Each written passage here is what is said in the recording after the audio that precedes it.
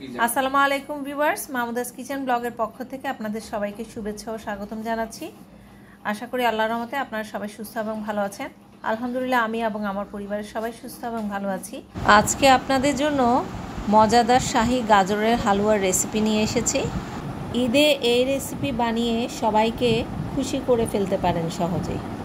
চলুন দেখা যাক চিনি ছাড়া শাহী গাজরের হালুয়া কিভাবে তৈরি করা যায়। গাজরের শাহী হালুয়া করার জন্য আমি নিয়েছি 1 কেজি পরিমাণ গাজর। এখন এই গাজরগুলোকে ছিলে নিব। আমি গাজরগুলোকে প্রথমে ধুয়ে পরিষ্কার করে নিয়েছি, এখন এগুলোকে ছিলে নিব। গাজরগুলোকে আমি এখন ছিলে নিচ্ছি। বিসমিল্লাহ।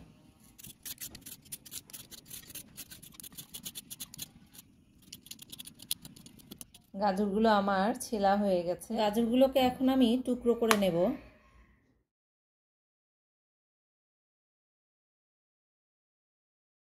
গাজরগুলো আমার টুকরো করা হয়ে গেছে, এখন এগুলোকে ধুয়ে নেব। গাজরগুলোকে ধুয়ে চুলায় বসিয়ে দিয়েছি। এখন দিয়ে দিচ্ছি 4 কাপ পরিমাণ পানি। বিসমিল্লাহ।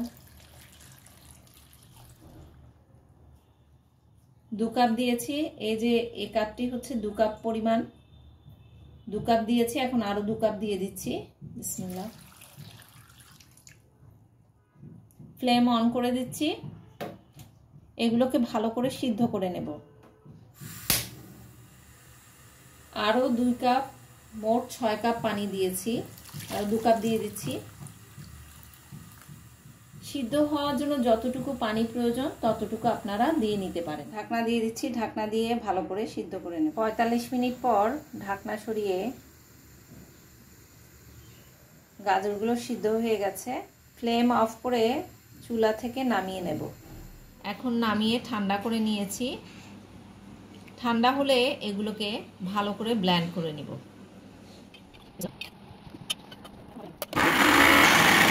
গাজরগুলো ব্লেন্ড করার সময় আমি 1/2 কাপ পরিমাণ পানি দিয়েছি।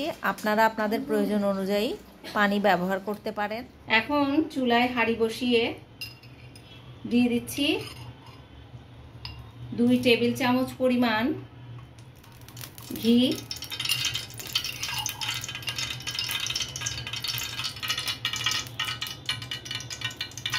দিয়ে দিচ্ছি গাজরের মিশ্রণ।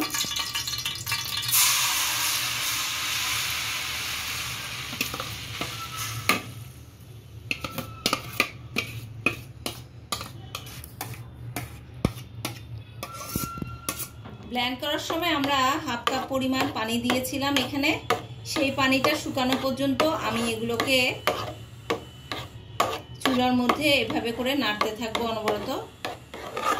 যখন পানিটা শুকিয়ে হালুয়া ঘন হয়ে আসবে তখন এগুলোকে নামিয়ে নেব। 10 মিনিট জাল করার পর দেখুন পানিটা প্রায় শুকিয়ে এসেছে। এই পর্যায়ে 1/2 কাপ পরিমাণ দিয়ে দিব কনডেন্স মিল্ক। বিসমিল্লাহ।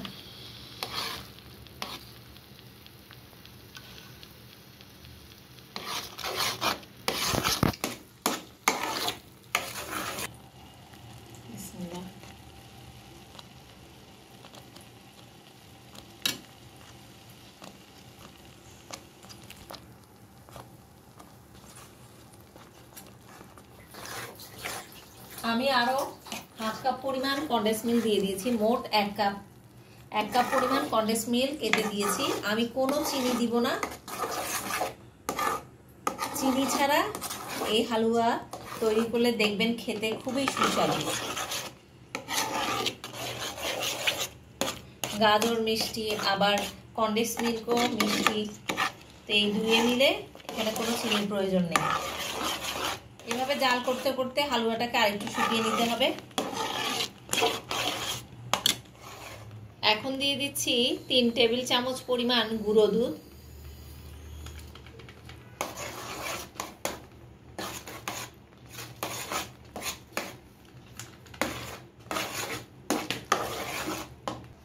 আপনারা চাইলে আরো বাড়িয়ে দিতে পারেন পরিমাণ, কারণ গুঁড়ো দুধে স্বাদটা আরো বেশি ভালো হয় আর পানিটাও তাড়াতাড়ি শুকিয়ে আসে।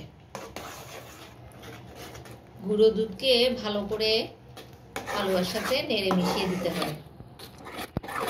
মিনিট পর দিয়ে দিচ্ছি 1 টেবিল চামচ পরিমাণ ঘি। হালুয়াতে ঘি লাগে, ঘিয়ের পরিমাণটা একটু বেশি হলে খেতে আরো বেশি সুস্বাদু হয়। ভালো করে নেড়ে হালুয়ার সাথে মিশিয়ে দেব।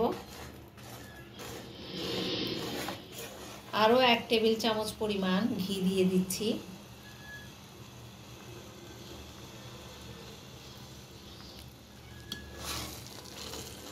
ঘি দিয়ে নেড়ে মিশিয়ে দেব।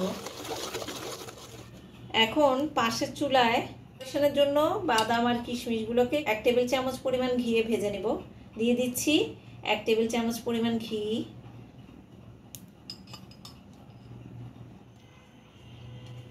ধুয়ে রাখা বাদাম এবং কিশমিশের টুকরোগুলো এখানে দিয়ে দেব। ঘিয়ের মাঝে হালকাভাবে আমি কিছু পেস্তা বাদাম কুচি করে নিয়েছি আর 7-8টি কিশমিশ এখানে দিয়েছি। এগুলো হালুয়াটা হয়ে গেলে সেগুলোকে এই বাদাম এবং কিশমিশ দিয়ে সাজিয়ে নিব। আপনারা আপনাদের মনের মতন করে সাজিয়ে নিতে পারেন। ঘিয়ের মাঝে বাদাম এবং কিশমিশটাকে ভেজে নেব, হালকা ভেজে নেব। বাদাম আর কিশমিশগুলো ভাজা হয়ে গেছে। এখন এগুলোকে নামিয়ে এক পাশে রেখে দেব।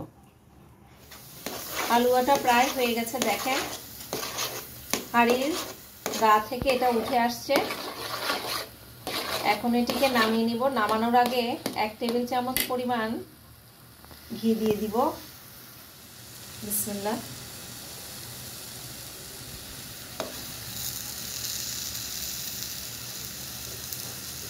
এখন ঘি দিয়ে নেড়ে মিশিয়ে দিব। দেখুন হালুয়াটা হাঁড়ির গা থেকে উঠে আসছে। গাজরের হালুয়া আমার হয়ে গেছে।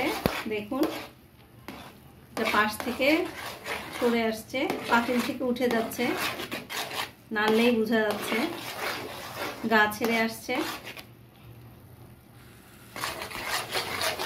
এখন আমি এগুলোকে নামিয়ে পরিবেশন করব। সার্ভিং ডিশের মধ্যে আগে থেকে ঘি ব্রাশ করে রেখেছি। এখন সেখানে হালুয়াগুলোকে ঢেলে নেব। বিসমিল্লাহ।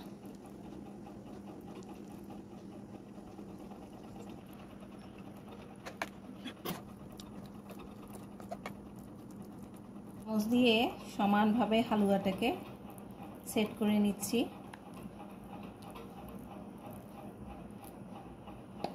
এখন হালুয়ার উপরে কিশমিশ বাদাম কুচি ছিটিয়ে দিচ্ছি।